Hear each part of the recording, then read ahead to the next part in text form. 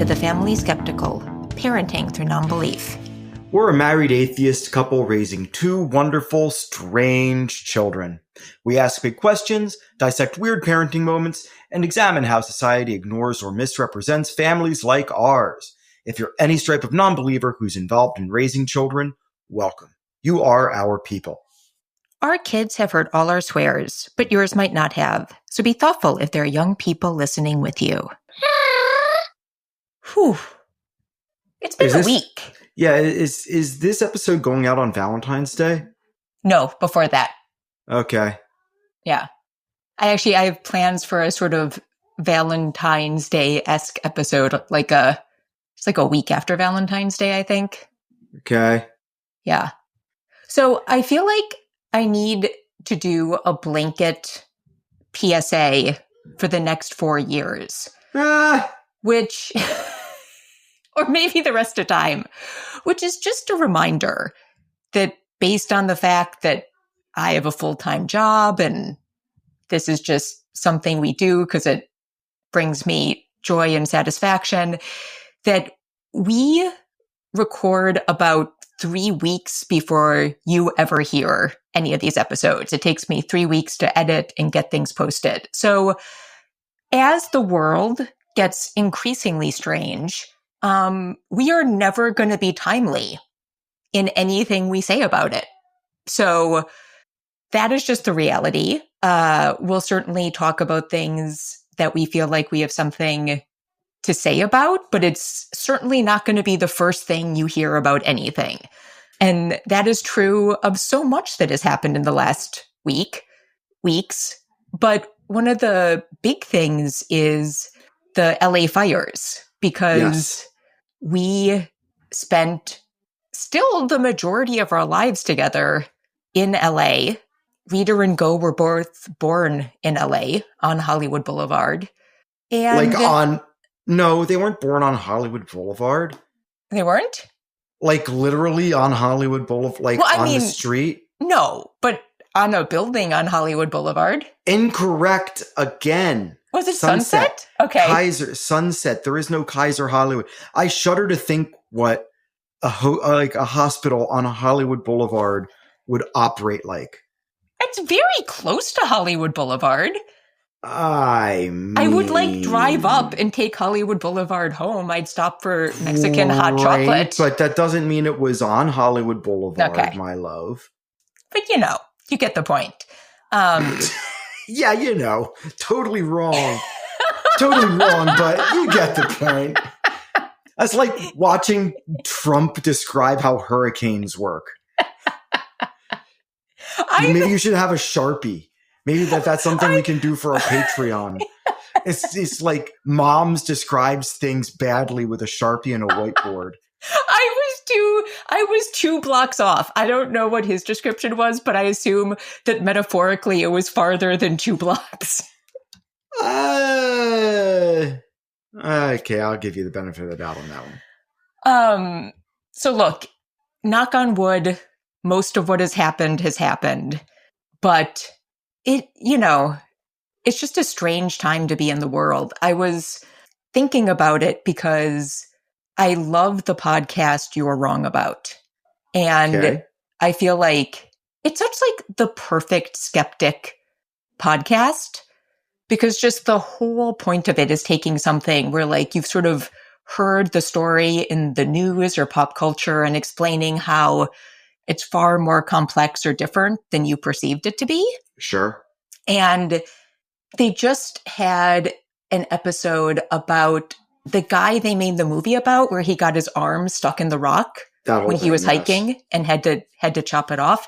Yes. All their episodes are great. It's a great episode. But one of the things they talked about is kind of how, he did amazing things to get through that experience, but that he was a young man who had been prone to risky behavior before that.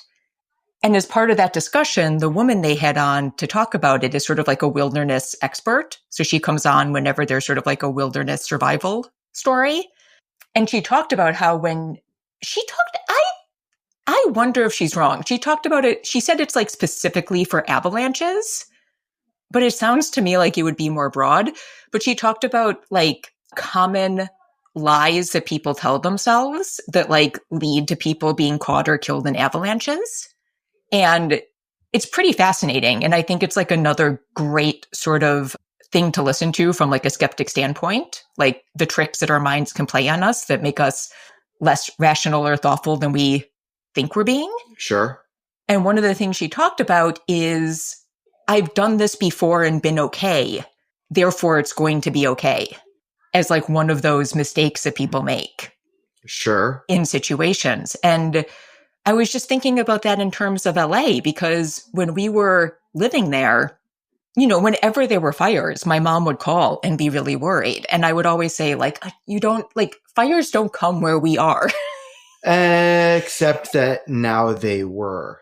And now they do. And I just think, you know, for people who didn't live in LA, you know, LA is prone to national disasters. And I think it would be easy to think that people are sort of prepared or know that these things are going to happen.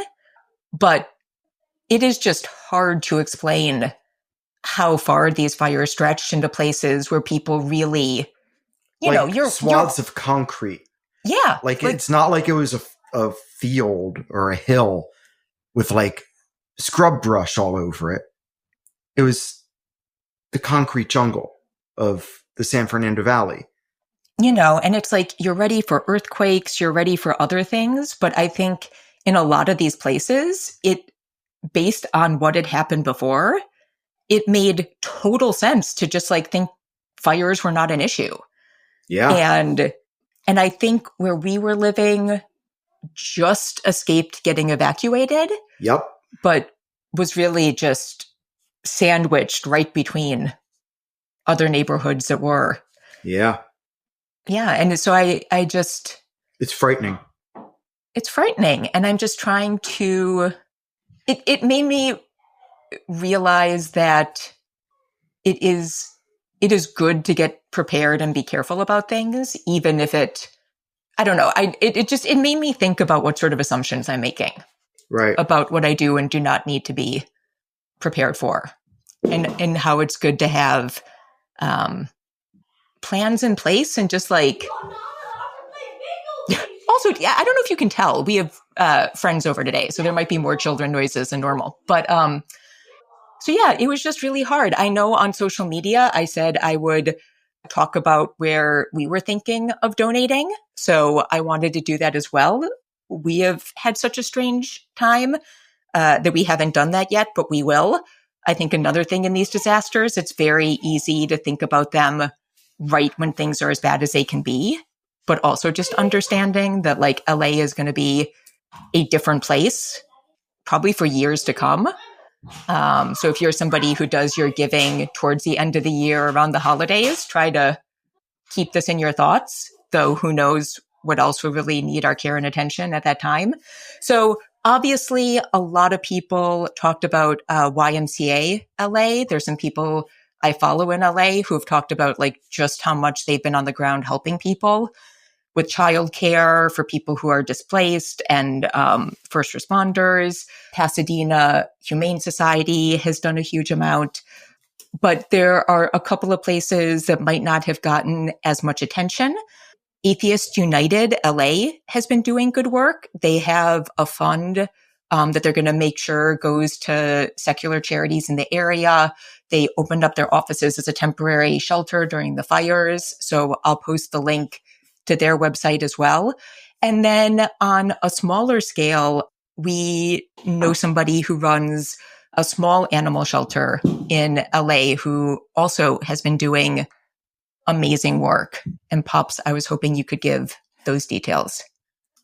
His name is Joey Tuccio, Tuccio, and he coordinates often with the Animal Rescue Mission, which is really, really excellent. But also, you can find him at his Instagram account, which is at starts with one today, one spelled ONE, starts with one today. And yeah, he does such amazing things, but it's it's a situation is so bad in Los Angeles when it comes to animals that it really, whatever, if you care about animals and you want to help, like any of the shelters, any of the rescue organizations, any of them, all of them, they all need such help right now that you could go to my buddy Joey Tuccio, or you could just reach out to like the Pasadena Humane Association, for instance, because it isn't just the pets that are rescued or abandoned, some of which will be reunited with their owners, some of which won't. It's about the pets that are hurt and the animals that are hurt who need rehabilitation and care, and also the wildlife that are displaced. It's just the most insane situation. But yes, like all of the animal charities could use help. And just one thing I've wanted to talk about this year, which I think we're finally going to make happen, is fostering and secular fostering. And I'm not super familiar with this foundation, but I did as much due diligence as I could, and they get really high ratings on like Charity Navigator and look to be queer friendly and secular. But United Friends of the Children is another one we'll link to, which is helping foster youth in LA and kids aging out of the foster system. And I'm sure those people have just as many needs, if not more, in these kind of situations. So for sure, 100%. And final thing, if you are looking for a podcast that covers political issues that would be of interest to secular folks, I cannot recommend the Scathing Atheist more highly. Every week they pull the news that you need to know and are hilarious, which makes it slightly less painful to listen to. So if you are looking for somebody who's going to cover what's happening right now, you should definitely check them out. Was that a mom? Are you okay? What happened?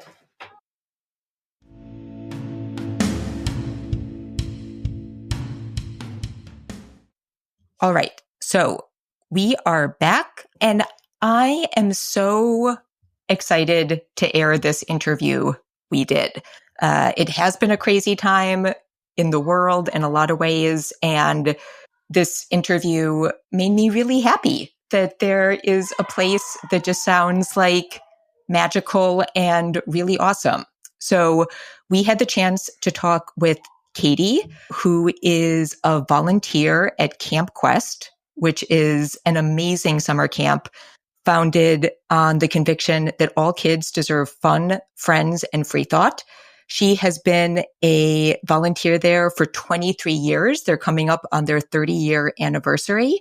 And she's also a 42-year-old retired professor with a PhD in religion and has 10 kids through marriage, adoption, and foster care. And I just had such a good time speaking with her, and I'm really excited about you learning more about Camp Quest. With the show notes, we're going to post something that shows all the camp dates. They have camps sprinkled throughout the US, so definitely check it out to see if there's one by you. And here we go. So, Katie, thank you so much for joining us. Yeah, I'm very happy to be here and excited to talk about camp. It's one of my favorite topics. Well, this is like, the timing could not be perfect because Pops and I were just having a conversation about what to do with Reader and Go for the summer. So this is like that time of year. And I can't believe we have to plan this stuff in January and February. But every year I have to remind myself, like, these plans have to be made, even though like kids' interests can change. Right. completely between this time and summer, but still. Yeah. Well, and there's just so much coordination to do, right? You have to like figure out, you know, what are the camps and what are the activities and how do they all interface with each other and where can you like find those sweet spots to get some things in for your kids that you want them to experience. Exactly. And so you are joining us to talk about Camp Quest. And I am so glad because I had like heard about Camp Quest, but I don't feel like it is like, after meeting part of your team at the American Atheist Convention. Mm-hmm. I started following you guys on Instagram. And it wasn't until then that I was like, oh, this is 100% cooler than I realized. Yeah. Like, I thought it was cool when I heard about it, but I did not, and I still don't feel like I understand. Like, I see those pictures and I'm like, what is this weird wonderland that has been created? So to start us off, can you tell us a little bit about what Camp Quest is and how it got started? Sure. So Camp Quest, we're actually about to celebrate our 30-year anniversary. So we started in 1996. And the organization was really formed in opposition to the Boy Scouts. That was one of the original impetuses for the founding of the organization. So at that time, right, the Boy Scouts had a ban on atheist members and a ban on LGBTQ kids and members. And so the organization was trying to provide an alternative to say, like, this is a place where we'll be accepting and inclusive of all people. And it was founded at a time in 1996 where like the atheist movement was growing, right? We were trying to figure out like, how do we forge ourselves ahead as a movement and make it a change. And so the camp was part of trying to address what people recognized was a need that kids had to feel safe when they came from a family that was identifying as atheist or secular, something I've heard you all talk about on your podcast, right? Like this sort of anxiety that we still have 30 years later, that maybe our kids won't be accepted or maybe there'll be a stigma associated with that label. So that's where it began. We've evolved over time. I would not say that we've evolved away from our secularism or our secular humanist values, but I would say we have evolved away from some of the early, very much like kind of the stereotypes of the atheist movement at that time, right? We had a lot of older folks who began us who were very much part of that like vanguard of like kind of brash, in your face folks that began that sort of contemporary atheist movement. And I would say now we are very much on the side of like that sort of kind, gentle, safe and welcoming space. We really, even from the beginning, never really cared about a kid's identity. Very much we believed that children deserve to choose their own path. And that's really where we've landed very strongly. How can we be the safest space for kids? And how do we organize ourselves around the principle that all kids deserve access to fun, friends, and free thought?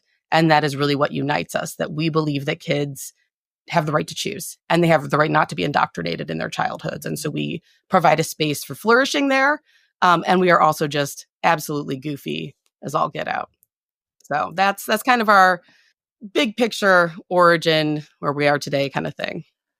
Okay. And how many Camp Quests are there in the US? Right now, I believe we have officially 8 affiliates. Some of them run multiple sessions. So like our Camp Quest North affiliate runs 3 sessions. One's in the Pacific Northwest, run 2. So I have a lovely graphic that I will give to you all that you can put next to the podcast with all of our locations right now and all their dates for 2025. So you'll be able to see it there. Amazing. And when you say sessions, am I right that most of these are like week-long sessions? Yeah. Yes, that is our program model, is week-long sleepaway summer camp sessions. So we do some little things on the side that we can talk about later with sort of conferences and things. But largely our model is that like getting kids out of their family dynamic and into this completely different environment where we get to manage and sort of do our thing, our youth development thing for a week. And then how did you sort of get involved in these movements in Camp Quest? Yeah. So Camp Quest began in the like Kentucky, Ohio, Cincinnati area. And I went to Miami of Ohio, which is just outside of Cincinnati. And I was raised Catholic. And I realized pretty quickly once I got into college and learned what an atheist was, that that's who I was. And so I formed with a few of my friends, like the first atheist and agnostics group at Miami University. And we wanted to have an event. So being 19, we thought, what would be more amazing than having just like a really crazy debate over the existence of God, right? Pointless, attention getting. So we did that. And the person that we found to come debate was Edwin Kagan, who was the very first camp director at our Ohio camp. And even though he was not, there was a team that founded Camp Quest from the Free Inquiry Group, which was the greater Cincinnati, Kentucky area. He and his wife, Helen, were the two that really ran with it, directed the camp, and then were very much the vanguards of spreading it across the country, so recruiting other people in. So he came for this debate, and he was just such an over-the-top person. And I mean, the debate was entirely unproductive, but fun. And when we were at dinner together, his wife told me about Camp Quest and said, we really need female counselors and we want younger people too. And so I had been to camp my whole childhood. I had gone to like a band and music camp, and it was very influential to me. So it sounded pretty good. And I went, and then I just never looked back. I've just been involved really heavily ever since. It was very formative for me. Even though I wasn't a camper, I was still so young when I started that it had a massive influence on my young adult trajectory. Yeah. Man, at that age, I had no idea what to do with kids. That would have been so terrifying. Yeah, because I was from a Catholic family, I was also the oldest of all of the cousins on both sides of my family. So in some ways, I feel like this prepped me for like the chaos, going to my grandma's house on holidays and watching all the kids, prepped me for the chaos of what camp is all about. That makes sense. We are both only children. So I had the opposite experience. Yeah, I really think I've discovered that chaos is my happy place, since I also have 10 kids of my own. I like being surrounded by apparently screaming and chaos. Yes. Yeah. There's a lot of screaming and chaos with two. So it is. Yes. It's hard to imagine. It is exactly what you'd imagine too. You're chaos. Okay. So when I first heard about Camp Quest, I sort of thought like, oh, it's summer camp, but there's not going to be any religious dogma. And maybe there is some, I don't even know what I thought, like more of a focus on science maybe, and those kind of things. And then I've been watching the Instagram, and like, can you talk about what happens at Camp Quest? Because, so I hope you're not insulted by this term, but when we were looking where to live, we looked at a couple of cities, and Pops kind of hates it. But in one city we looked at, we were driving around, and I think at one point I was just like, but where are the weirdos? Like, where are the weirdos? And that's always sort of been my vibe. Like, if I feel like there are, in the opening to the show, we describe our kids as strange. One of my family members was worried about that. But, I'm always sort of most comfortable when I feel like I have some like weird, strange goofballs around me. And when I've been watching the Instagram feed, I'm like, I don't know how, but like there is some amazing stuff happening at this camp. So can you talk a little bit about the activities and kind of like what the vibe is? Because I feel like it is very different than just like a camp without religion or bigotry. Right. Absolutely. I mean, I really think the free thought component of it is what feeds that environment that we have. And I do think is coming across in our social media really beautifully right now. It's something we've been deeply invested in. Is we know we're doing something incredibly special. And it's hard to get people to understand that, because we're not just like an atheist camp or a camp where you're going to send your kids and we're going to be like, science is the best and you must do this or think this. It's just like not that serious. It is very much about, let's give you an experience where you feel so safe, so able to be whoever it is that you want to be, even if that changes like during this day, right? If you like, you can explore all these new parts of who you are, and everyone is going to embrace that. And then the other piece of it is that your vulnerability capacity goes through the roof, right? So you can be silly, doing a song, spinning around in a circle, flapping your hands, sticking out your tongue. You're with a whole bunch of other adults and kids who are all doing the same thing. Everybody's let go of this idea that we need to have pretense or put up a certain front about who we are. And we are very, very good at creating that environment on day one of camp. And so by the time camp is over, everybody just feels this sense of profound release and liberation and groundedness and community. And that really is the power of what we do, is we give kids and adults a place to come and just feel unburdened by the realities of the world that is outside, to come work through some of those things, to find deep friendship and community, and then to just be completely weird together. And that is like one of the big highlights of what we do. Fashion shows and, lots of traditional stuff too. We have horseback riding and zip lining, and, we're at camps that provide these traditional activities. We're going on nature hikes. But I promise you, we're doing it weird for sure. And we're like very embracing of that kind of culture. I think another thing that is hard for us to bring across, or we're trying to figure out ways to bring across, is the power of what it feels like to be in a community like ours. So a lot of summer camps are young adults who are counselors, maybe a few older folks who are, running the show, doing the administrative stuff, and then a bunch of kids. Our camps are run by volunteers. The vast majority of which on any of our staff will be people who have been there for years and years and years. I've been participating for 23 years. There are people who've been involved in our organization even longer than me. We have so many campers that become counselors. Like, there is this deep sense of connectedness, and it's very intergenerational. So your kids are getting contact with people from a wide age range, and they are also getting access to a lot of people who are there for a variety of really interesting reasons. So some people are there because they have this like profound desire to teach, like the adults. So we have lots of teachers and counselors and social workers and those kinds of folks.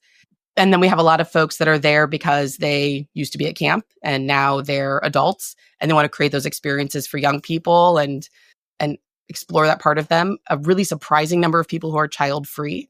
And this is one of the places that they come to be able to have that impact and have that connection that, being parents, we know like kids offer us this like access to joy and experiences that you can see through the eyes of your children. And like you get to do that at camp too. And it's a really cool thing. But it's just this very like intentional, welcoming, safe community. And we have a really incredible retention rate. And it's just like you're coming home. And that's how it feels for everybody that second year, right? The first year, it's like, wow, this is a lot of people who know each other. The whole thing, right? Like, I'm already, surrounded by inside jokes and all sorts of things. And one of the ways we've had to really grow over the years is to figure out how to navigate that, right? We need that constant stream of new folks coming in. And sometimes it could feel a little intimidating because they would look at it and be like, wow, I want to be part of this. But it's scary because it feels like these people really are deeply connected, the campers, the counselors. So we've gotten really good at breaking that down and opening up our community, welcoming people in, making them feel so deeply connected, and then bringing it the next year as well. What's your favorite way of breaking it down, as you say? Yeah. So we believe in icebreakers. We believe in getting goofy real quick. So we do all sorts of like opening activities with like, we'll do like a tournament where you do rock, paper, scissors, and you do 2x2 at first, and whoever wins has to go to the back. And then you have to chant the name of the person who's the winner. And you're just going around this room. It is filled with the echoing calls of people, chanting each other's name, cheering for one another. And it's just silly and goofy. But we also do in cabin time, where we have structured questions that the kids can ask to one another, or the counselors will talk about things. A lot of our camps will do like boundary and like camp agreement settings at the very beginning, and that can be really bonding for kids. So we try to hit it from a number of angles because kids and adults are all different. And then a lot of it too is recognizing and training our staff to see who's struggling. And that's for the adults and for the kids, right? So we are incredibly attentive to who's looking glazed over, who's looking overwhelmed, who might need a pair of headphones, right? Like that kind of thing. And so when people start to recognize early on that we're attentive to your needs and we're paying attention, and that is one of our jobs as returning folks and as adults is to pay attention to your cues, I think it helps people feel safe. Yeah. And to know that someone's looking out for them. And that really seems to make a big difference. No, that does make a difference. It really engenders trust. Right. That is so huge because I can't tell you how many times I've been to places set up for kids. Mm-hmm. And there is clearly a kid who like doesn't know what to do or is not doing okay. and nobody responds. Yep. And you know who led those efforts? It was our young people, because that's one of the things that makes us so special is I'll probably cry a lot through this interview. I feel very passionately about a lot of this. We get these kids that are like 18 to 22. A lot of people don't take those kids very seriously. And they will tell you everything about how it felt for them on the first day of camp and what would have made it better for them. They are the ones prancing around with like 3 sets of headphones on them, looking for those kids that are overwhelmed. They're the ones like, it's amazing. Like, and it's because they identify with it and they got through it, right? Like somebody took care of them, or in the worst of circumstances, they kind of powered through it on their own and then figured it out. But we have a community that is so focused on like feedback and listening very carefully to what people are telling us about what they need. And it just has this incredible effect of our young people helping us update ourselves and making sure that we are on top of what kids right now need to feel safe and to feel embraced. Well, that's like one of the hallmarks of secular humanism, isn't it? Yeah. To constantly revise, to not be afraid to ask yourself the hard questions of, am I doing this as well as it can be done? Right. Am I doing service to my community in a maximal way? And that's, I want to go.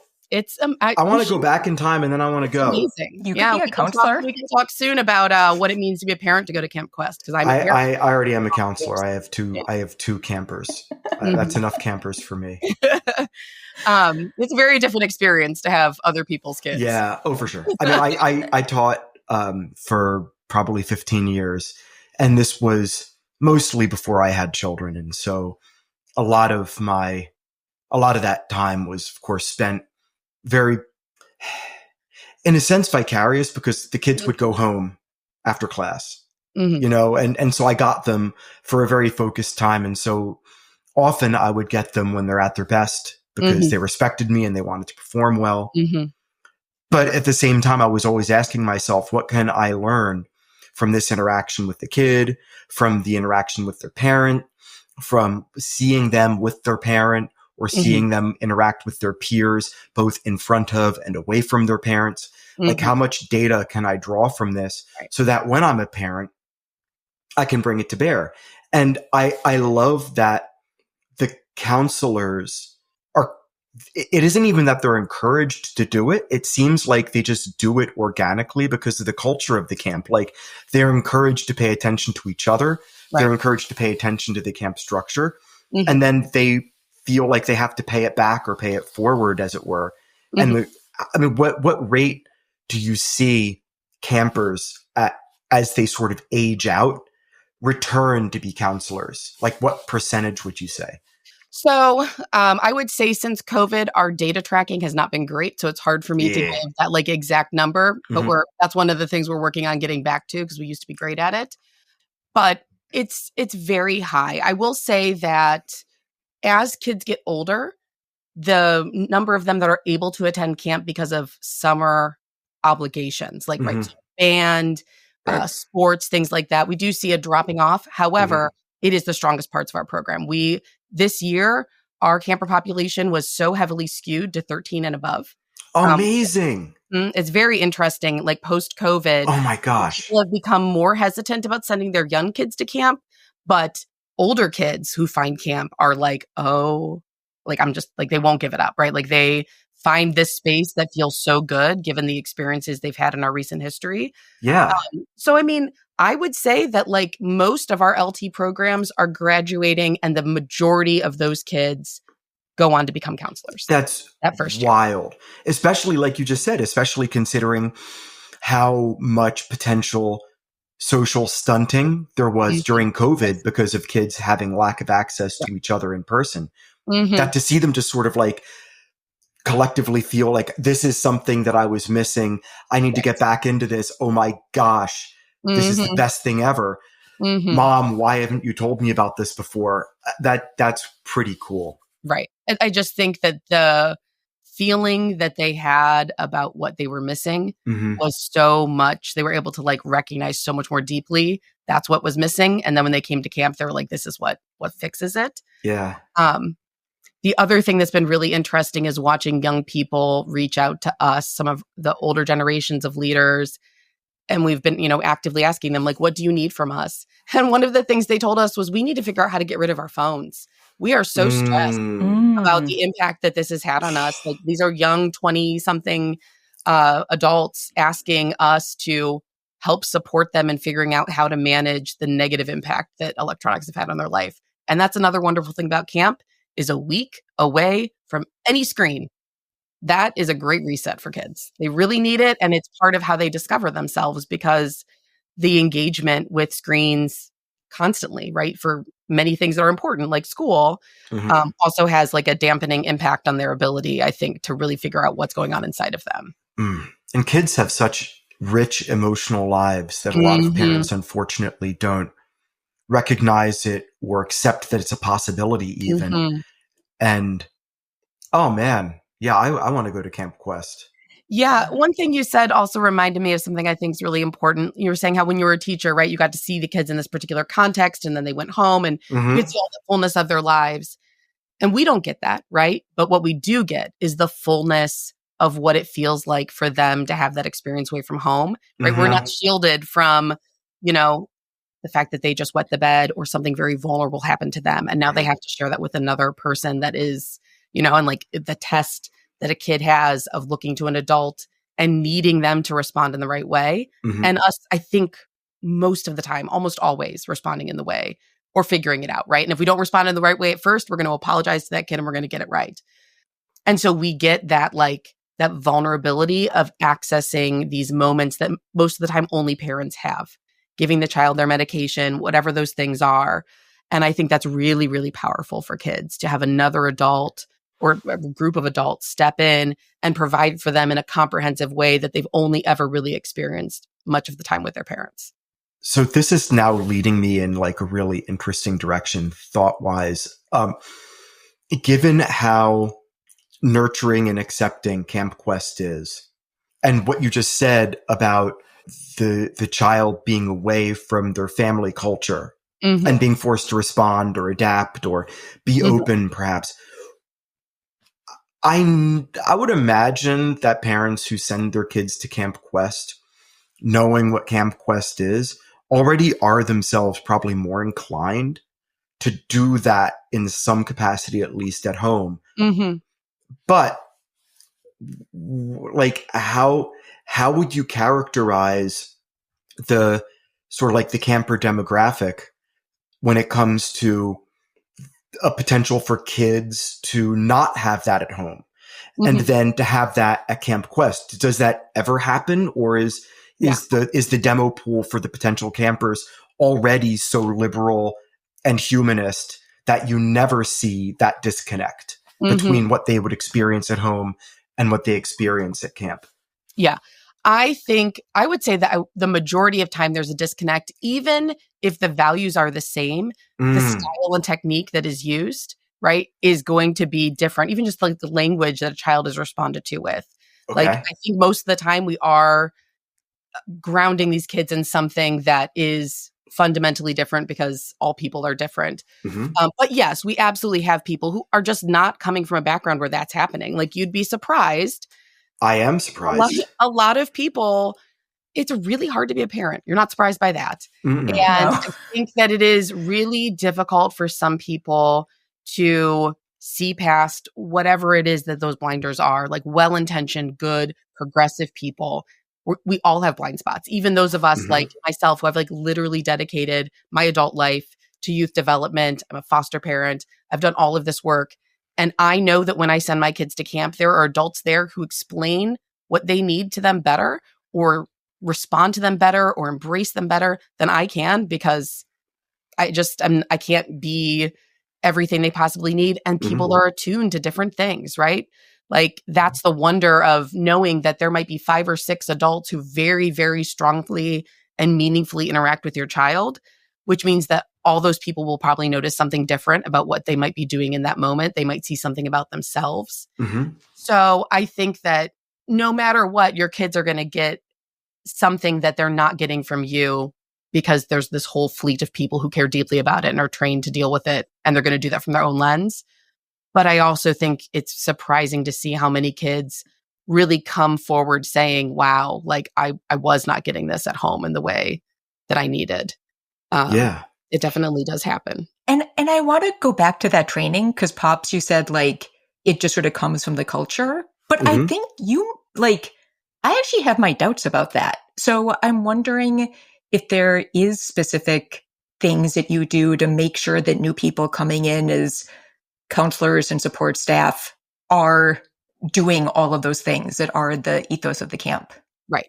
Yes. So I think it is both, right? It came out of our culture and then we wrote it down and we started teaching it. And we realized really early on in our history that so many things that you would assume would be the case, like even just that the kids are going to come from a certain background and have a certain set of expectations and values, were very often not the case. And that we had to let go of all of these beliefs we had about ourselves, about other people, about how people presented. Like you could have someone come into camp and they would really read as super confident. And then you'd find out 3 years later that, man, they had the hardest time integrating into camp.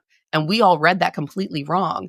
And so we started learning to document those things. We share across our camps. One of our greatest strengths is that we have so many talented people who deeply care about like creating documentation. And then we share those things with one another.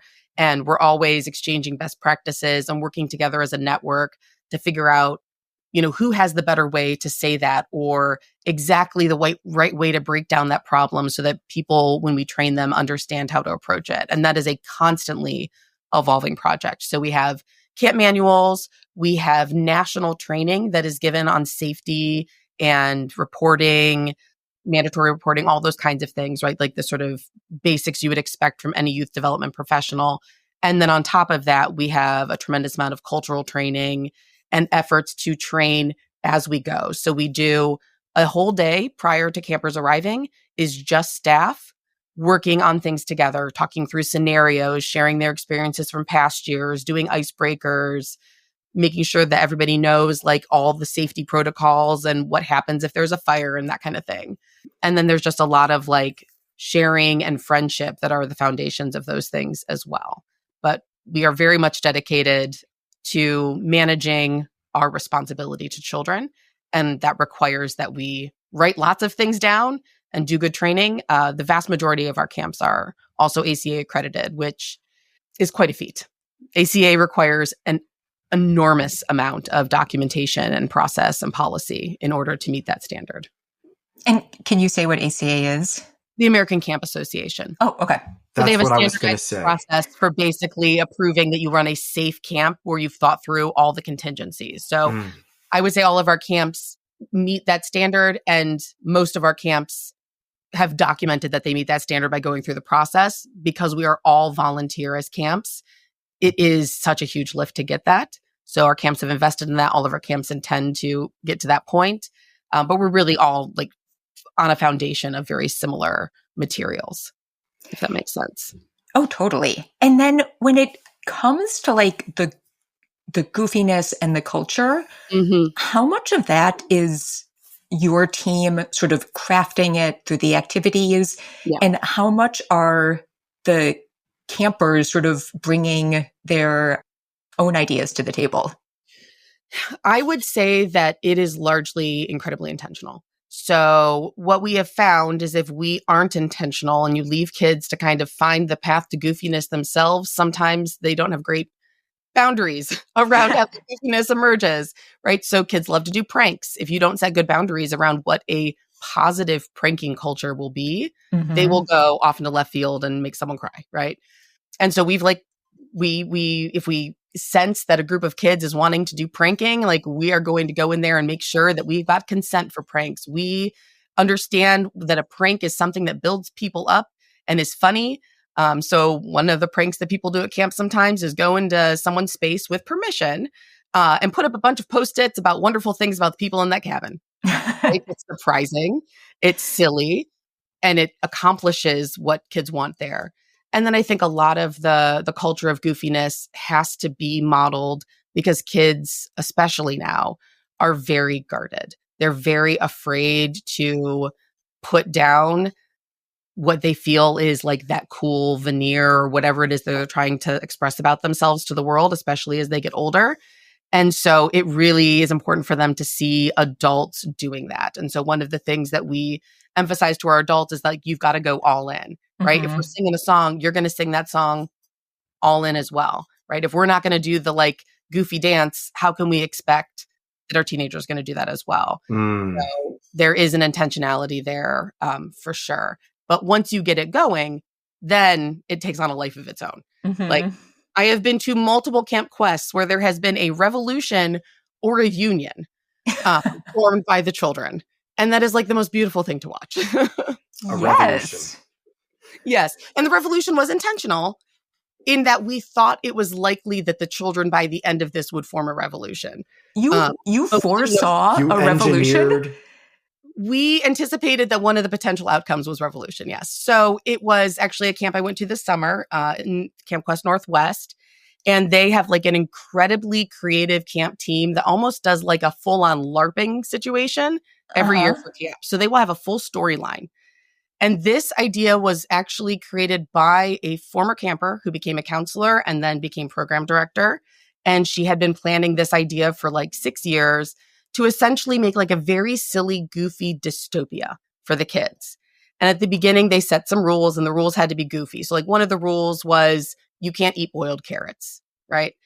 And then we had like a character who we called the Arbiter come in and increasingly start to make modifications to the rules or do things like at one point banned tattoos. And so the idea here was just to see how the kids would respond to like their system that they had set up, right? They had set up the system of government and rules for themselves. And then somebody came in and tried to disrupt it. And what would they do? Well, what they did at the end was revolt and overturn the country and commission one of the invisible creatures of the camp to become, and then this all got organized to become like a revolutionary leader. And this all ended up being organized by like a group of 16 and 17-year-olds who are LTs who were allowed in to the staff planning on what the storyline was through the week. And then they became like the leaders of the kids. And it was like completely organic. We watched it happen. We guided it. At one point, they wanted to deface some of the signs that had the rules. And so we oversaw that so that the defacing of the signs was appropriate and funny and didn't rip them up or destroy anyone else's artwork, but instead was like additive and positive. So we're doing that, but we're not stopping them from doing what they want to do. Wow. Yeah. I mean, that's amazing. That gives a little bit of the flavor that I've been seeing. It's a lot of effort. Like it is adults who are 100% all in. Like we are ears to the ground. We're like, hey, we just heard so-and-so talk about this, right? We overheard this group of teens and it seems like maybe they're going to go off the rails. So like, let's make sure we get them back on track so they can do what they want and have it be positive. So it's, I mean, that's an amazing example. Is there any other like favorite thing that you've seen done at a camp that you'd want to talk about? So one of my very favorite activities is something we call HONAB, House of Nails and Beautification. So this is an activity that started very early in our history. And all we did was set out makeup and face paint and nails. And then it got to tattoos and all sorts of other things. And now we have an official Camp Quest temporary tattoo as well. And we were basically like, kids, come decorate yourselves. And it is incredible to watch. We always have some adults, especially adult males, who come in there and immediately allow themselves to be adorned by the kids as however they want, and then confidently walk around with whatever a full face of like Tammy Faye Baker level makeup, or, you know, get their toes and fingernails painted 17 times through the week. Like these are real things that are happening. And it's great. It just creates this culture of expression and liberation. And it is so simple. It just requires us to like provide the kids with the goods and then they go from there. And every year it's an amazing thing to watch them dig into stuff, especially for boys, that is often restricted, and to just give them access. Campers with full sets of face tattoos. It's amazing.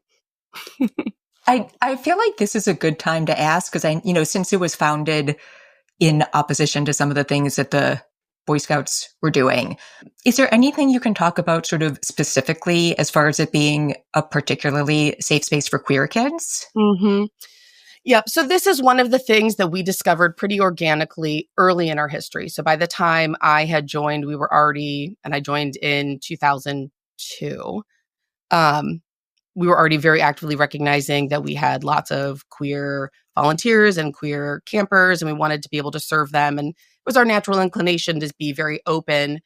But there was also a pretty good generational divide at the beginning. Like I said earlier, there was like an older generation of white male atheist activists who very much had their hearts in that place, but didn't actually know how to execute that work. Like, what would it look like to transform a camp to being really safe and queer affirming? And so that was the work of sort of the first generation of younger folks that came in that included myself. And yeah, I mean, it amounted to lots of things, right? Like we started changing the way that our forums asked questions, and we started changing the way we trained people to talk about families or to talk about people's interests, to be really open. We started offering like an opt-in sex education program at camp that many of our camps do very consistently year to year. And that is always very queer inclusive. And then over time, we started, as the more we broke down the role of sexuality and gender in the way that we ran camp and how we interacted with people, the more we started to realize, like, why are we also imposing this very traditional gender segregation on our campers and keeping them in boys' cabins and girls' cabins? And then, of course, we started to have kids that were coming that were identifying as non-binary and gender fluid or wanted to identify with a different gender. And sometimes that would even maybe change during the week. And so we started exploring what was felt, and I think sometimes still feels to people like a very radical idea of just not including gender as part of the factor in how we separated cabins. So we started separating them by age. Some camps will still offer, like, you can be in a single sex cabin if you'd like. And one thing that's been interesting to us is how few campers want that, and how often it's actually the campers that are trans that feel a little more strongly about being in those single gender cabins. And so, you know, like that has been a journey for us, but we are just incredibly flexible in general with all of these things. So if a camper's telling us that there's some need that we can meet for them in terms of their gender identity or their exploration of who they are, we're going to try to meet that camper where they're at and where they need us to be. When we first rolled this out, we've always done camp names, and you've always been welcome to change your name during camp or have a different name from what your parents signed you up with, if you like. And in the beginning, when we were offering this, we had some of our trans kids really test us, right? Like, how far will you go to support me? What if I change my name every day? Will you still call me the name I want to be called? And we were like, let's get out the dry erase marker, right? Like, we got it. We got dry erase markers. Just change it. Let us know what you need to be called. We'll make sure we look at your name tag. And so I think it's that like ethos of, we are going to listen to what our families are telling us. This is a constantly evolving project. And what we care about is that you feel empowered to explore, because that's what childhood is about. It is about being able to try different things on and see how they feel, and also to be able to ask the kinds of questions you want answers to, especially questions that maybe, even if you have a great relationship with your parents, you might still not feel like you can ask them that. So many of our camps will do like a confidential Ask Me Anything, where the older kids will get to submit questions to adults and ask questions about, you know, how, like questions about sexuality or, you know, experiences they had or concerns that they have.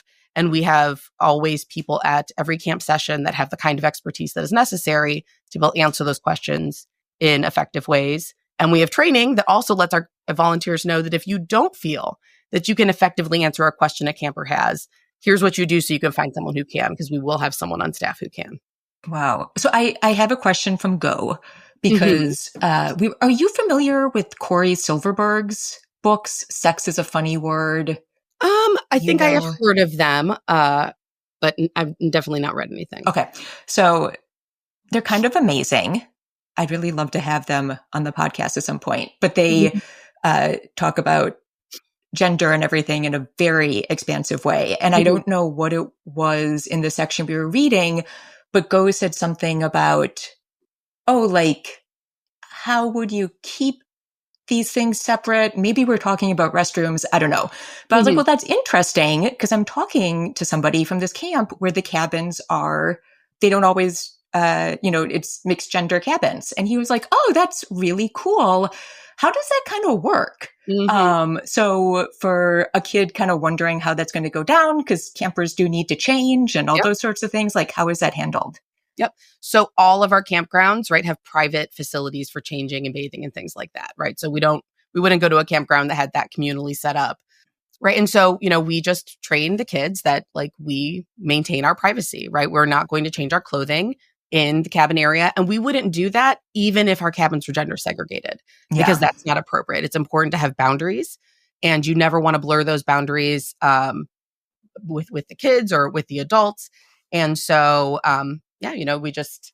they go to the bathroom and do those things. And we also have great supervision. We supervise in the bathroom. So obviously you're in your private stall and you're doing your thing. But if a camper's taking a long time, you better believe I'm paying attention to that. And I'm like, hey, camper, you've been in the restroom for 30 minutes. Like, what's going on? Right? Like, we are keeping track of all of that stuff. We always know where all of our campers are. So it's a mixture of maintaining privacy and supervising private settings to make sure they remain private, and also just constant supervision of the campers. Like, we are in the rooms with the campers, and there's, at least 2 counselors in that cabin with them supervising. And we also have a rule of 3. So if you are outside of a private space, so outside of like a restroom stall, you always have to be with at least 2 other people.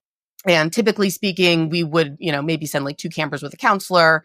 But in most cases, especially if you're going pretty far, we're going to try to make sure there's at least 2 adults with 1 camper at any time going anywhere substantial, right?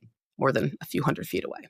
Okay. So that kind of leads into my other question. So it's so funny because when we were writing back and forth, I told you that I thought Go was like way too much of a homebody to want to do a sleepaway camp.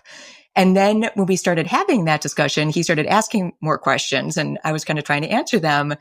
And I asked him if he'd ever want to go to a camp like that. And he was like, can my brother go? Is my brother going to be there too? And I said, well, yeah, but he'll probably be in a different cabin. Yes, and he was like, sure. Oh, then definitely.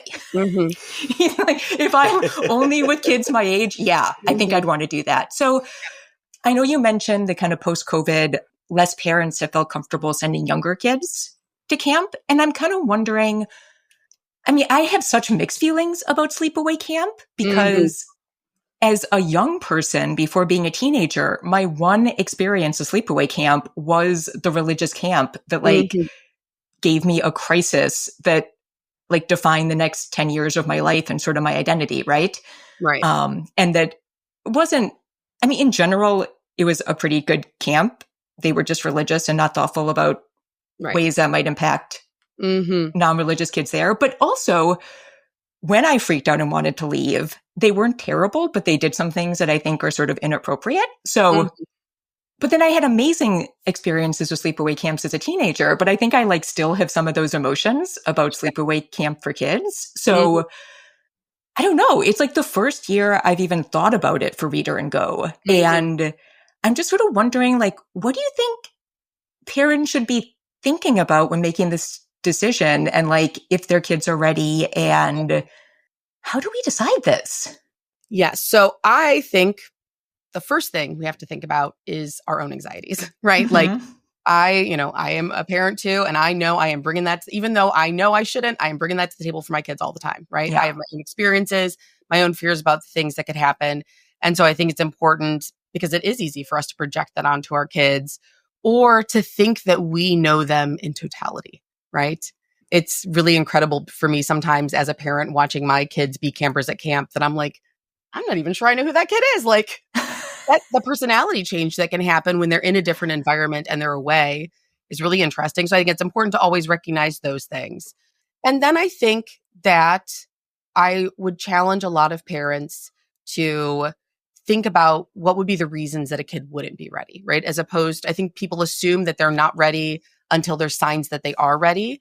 And I tend to think that most kids are ready unless there's some pretty significant factors that would make them not ready. So things like having a fairly substantial developmental delay, or maybe certain kinds of things that might warrant an IEP at school might be things that would give me pause to say, is my child going to be ready in terms of behavior management or other things like that?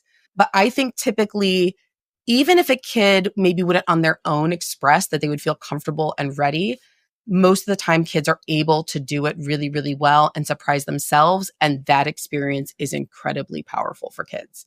So we rarely send kids home for homesickness. It is often a problem on the first day, and we are expertly trained to deal with it. This is one of the things that we train the heaviest on.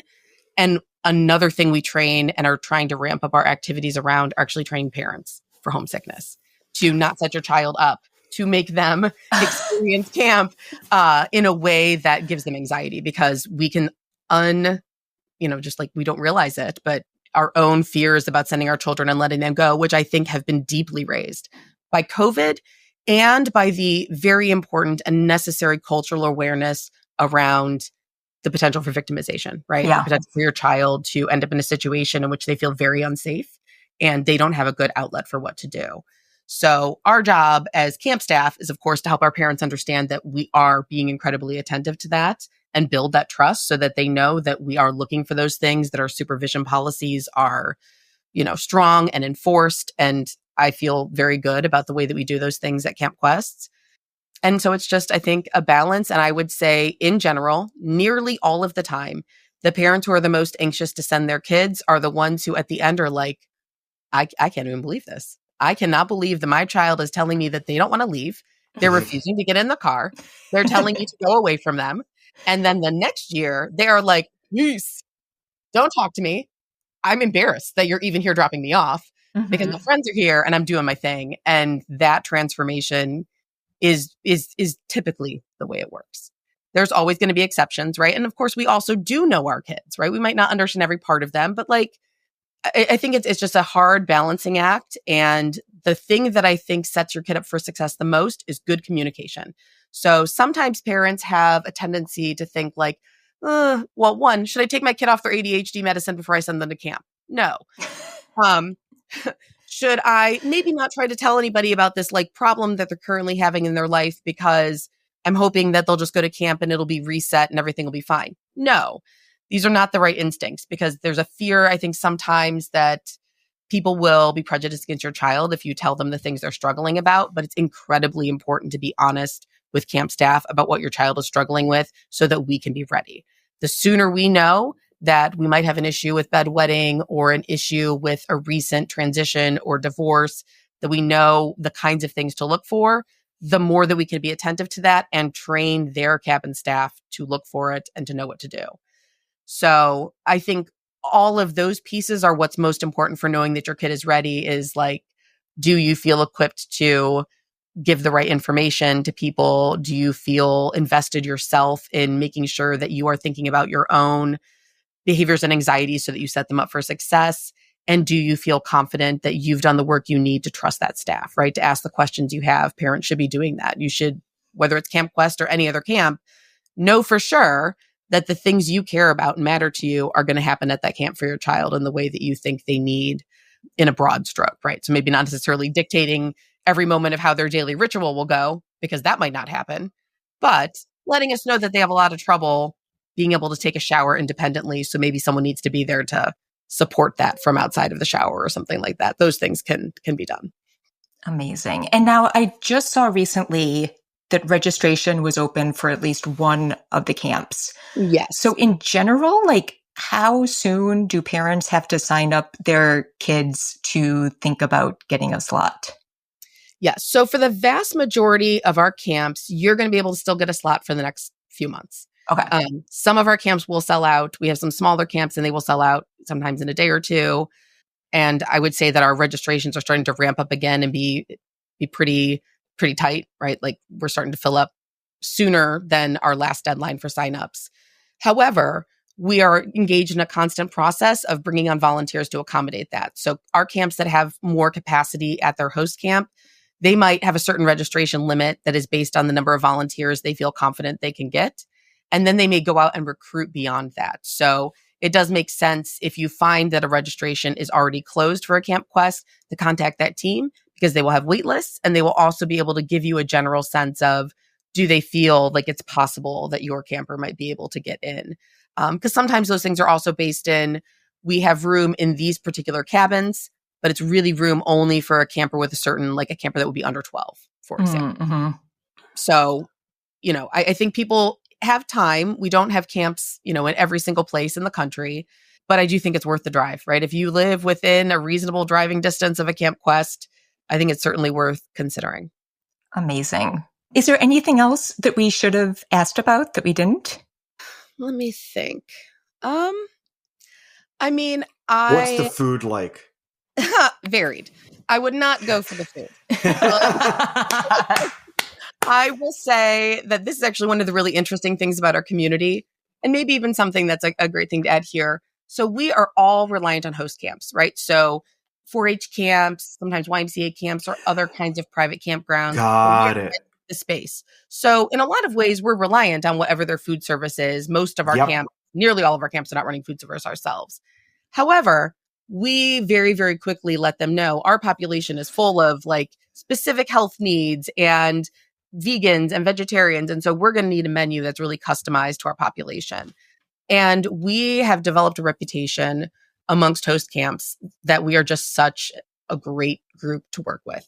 We have a lot of history of actually stealing camp staff from our host camps, joining our organization. What? 2 people on our national board right now were staff at a host campground, joined our organization, and are now leaders, like national leaders of our organization, because their experience with us was so powerful.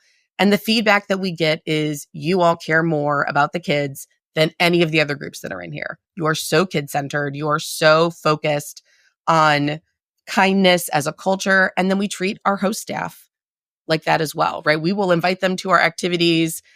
We are going to be giving them so much thanks and kudos and support. And so like our camp in Ohio, one of the campgrounds we used for years and years, we just had a wonderful team. They actually wrote a grant to get a salad bar for our camp because our kids were the only ones who would eat vegetables. And they wanted to be able to accommodate our vegans, vegetarians more. And so I think that kind of feedback from other camp professionals is like very reassuring as well. And that is, I would say, like a pretty universal experience across our network, that our host camps just think we're great, love to work with us. That is so cool. Mm-hmm. And it really is just so fun. Like I think I tend to be kind of like a little bit uptight. I have a hard time letting go. And it's so nice to go to camp and be able to just be, silly, do the thing that everyone else is doing, wear glitter and let kids dictate how my day goes. All right. That was so awesome. And on the next episode, we're going to talk with Katie just a tiny bit about the experience she has had fostering, which hopefully is going to tee up a larger conversation about secular fostering for us this year. So keep an eye out for that on the next one. And I think that's it. As always, we need to thank Jonathan Zalbin and First Frame Music for the music for this podcast. And that wraps up this episode of The Family Skeptical, where nothing is sacred except for our kids.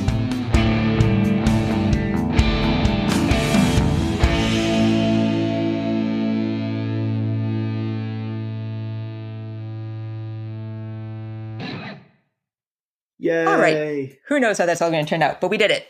Yay.